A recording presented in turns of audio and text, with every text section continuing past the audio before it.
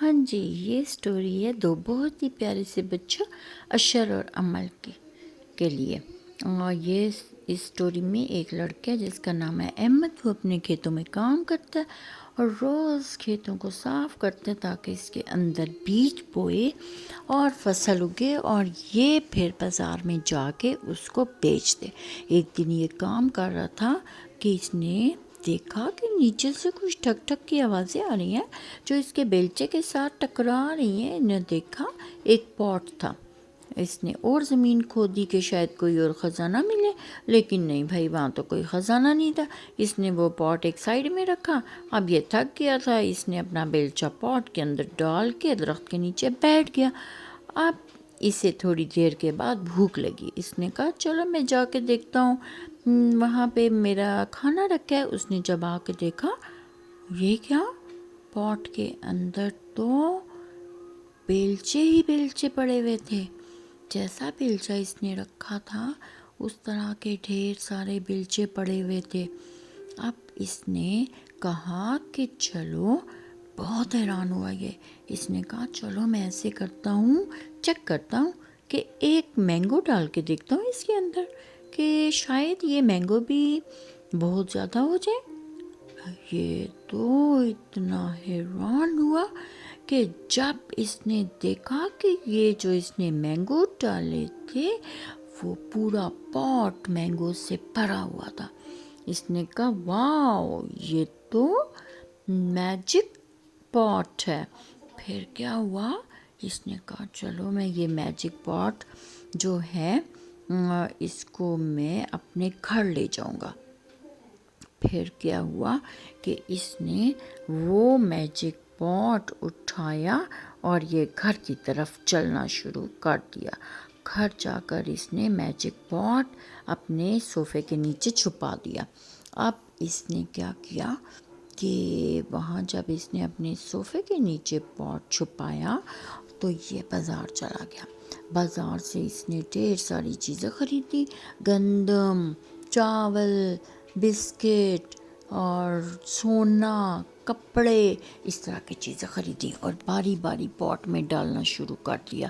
جو یہ پاٹ میں ڈالتا تھوڑی دیر کے بعد چاول بن جاتے ڈھیر سارے۔ اس نے بوریاں بھرنی شروع کر دی، گندم، چاول، دالیں، پیاز، ٹماٹر، آلو، سونا، کپڑے، جوتے اور سارے گھر کی چیزیں اس نے بنانی شروع کر دی۔ اب یہ بناتا گیا، اس کا گھر چیزوں سے بھر گیا۔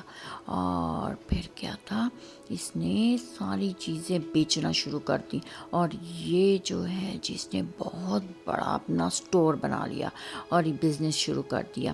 اب ایک دن اس کی بیوی نے کہا یہ کیا بھائی، کھیت میں تو ایک فصل بھی نہیں ہے، آپ کدھر سے پیسے لے کے آتے ہیں؟